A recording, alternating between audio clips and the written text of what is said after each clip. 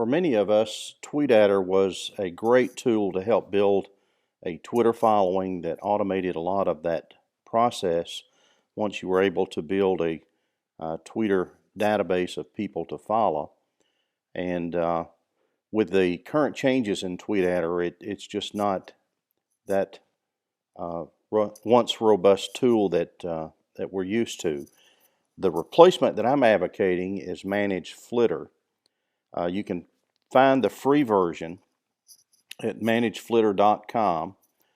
I've gone to the pro version, which has a number of features that the free version does not have. And I signed up for the pro plan, and then I've got the 5 Twitter accounts because I'm usually doing my accounts plus a few client accounts along the way. But I feel like this is a pretty reasonable subscription and does a lot of things that will really help build your Twitter account. So I was just going to show you how I'm using it, and this might be a help to you as well. I'm first of all going to look at those that are not following me back, and this will run through a cycle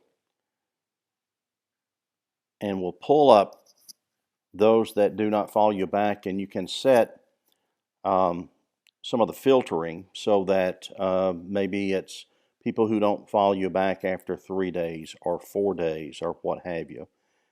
This has discovered 288 people are not following me back.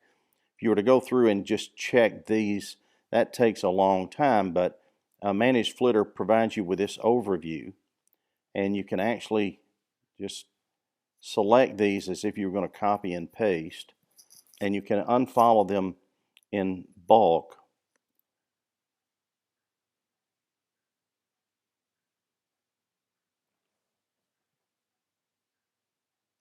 And I've already gone through this a few times today, so the remaining of those is already has been unfollowed.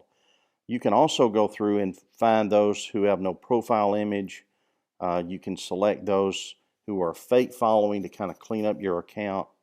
But it's a good way to kind of manage and maintain your Twitter account as you continue to try to follow. You go to this button, the Manage button, and you can check to follow. And this changes it from the unfollow mode to the follow mode. And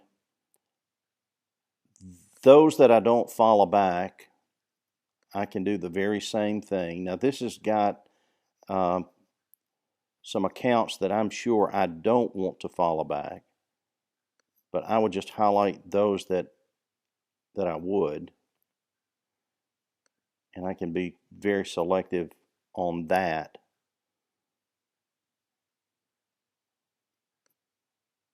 Those that look like legitimate accounts, this doesn't.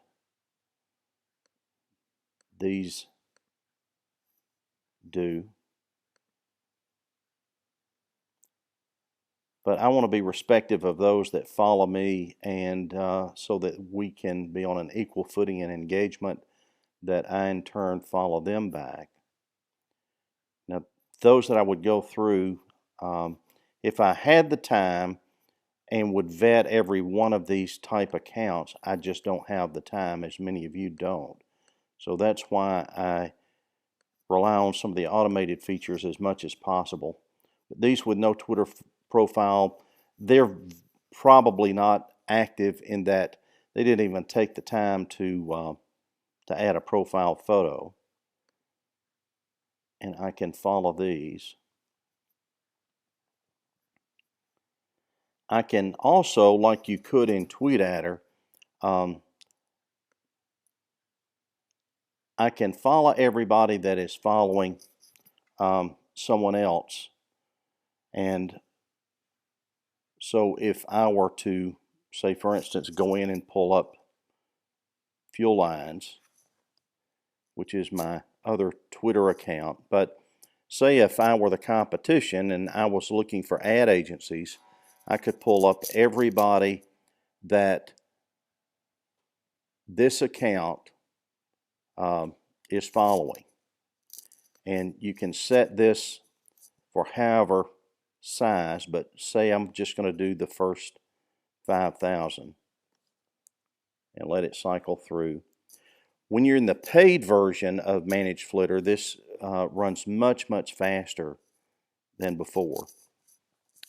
Now, again, I'll just copy and paste. Now, this is going to eliminate those who I already follow.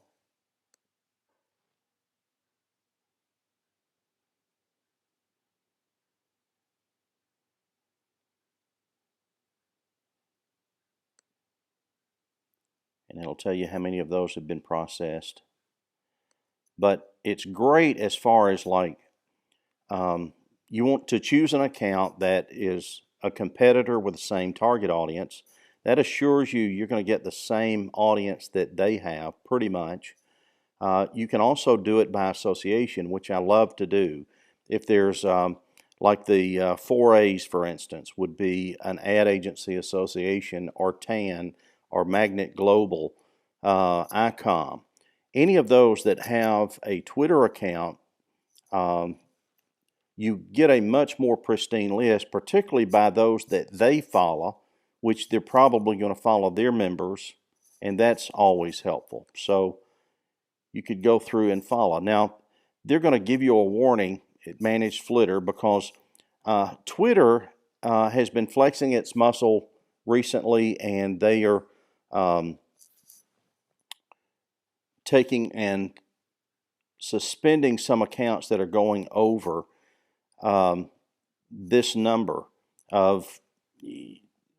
ManageFlitter is recommending that you don't exceed over 100 per day. I've experimented with it and have been able to go a little bit beyond that, but in the beginning I would just stay right around 100 people per day, and that would be helpful. As you build this, you can do it again by those that a particular account follows, or those that follow a particular account. Like I could put like the 4A's here, and they've got a sizable following. It would be probably over 30,000. But just to do this faster version,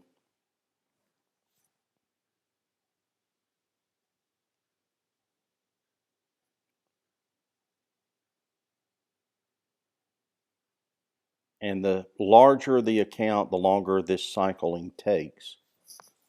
But it would cycle through and then give you the results. And again, you could just go in and, I'm not going to do this, but then follow those. There's some other features of, identifying popular Twitter accounts, those who are verified accounts. Again, what we talked about earlier, those that don't follow you back. There's another great feature here, like doing an account search. And if I wanted to follow or create a group of those who had ad agency in their title, it would go through and search all of those profiles and provide me with this list. And you can see there's over 2,543. I found that this is very robust, and it's a good way to be able to do it. If you're looking for CMOs, you could do the very same things and do a search. You can do a search by account search or tweet search. It'd probably be better by account search in that that's going to be in their profile data. There's also some good analytics that are helpful as you go through and see the growth of various accounts. This is where I've been cleaning up some accounts and had dropped those. It gives you times and dates. It'll give you tweet analytics, such as monitoring your own account or monitoring various hashtags, and some account history. This is a helpful feature, and a lot of times you might not know those who might have unfollowed your account, but that will help you to kind of keep your account clean as well.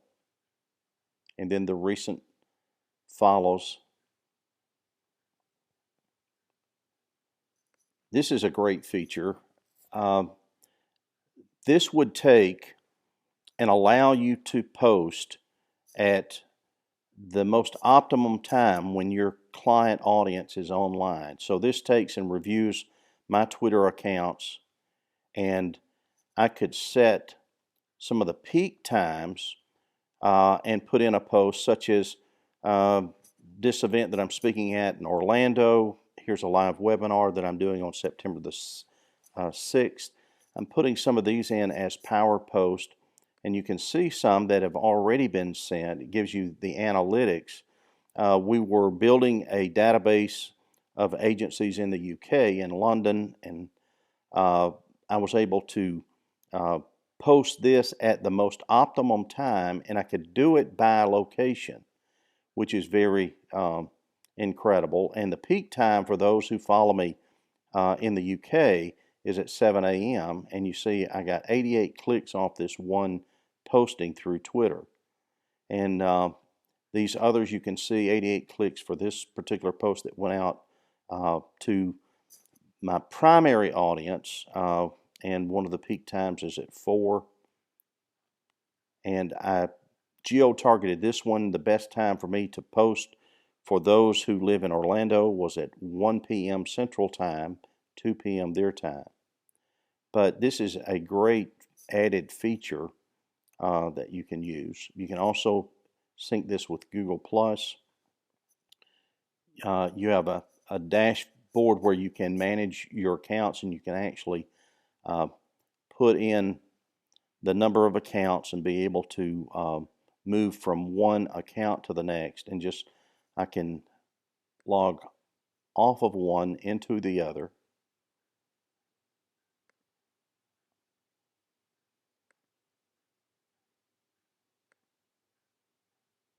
And just that quickly go in and start cleaning up and growing those various accounts. But ManageFlitter is a very helpful tool, and I highly recommend it. I've already been reviewing some of the growth that I've been able to achieve, and in just 6 days I had 290 additions, 290 additional Twitter followers, and I attribute it to TweetAdder, or I'm sorry, to ManageFlitter. But I think that you'll find this is a very helpful tool. There are a number of supports and highlights that will get you up and running quickly, and I think that you'll find this is well worth the money spent and the time investment.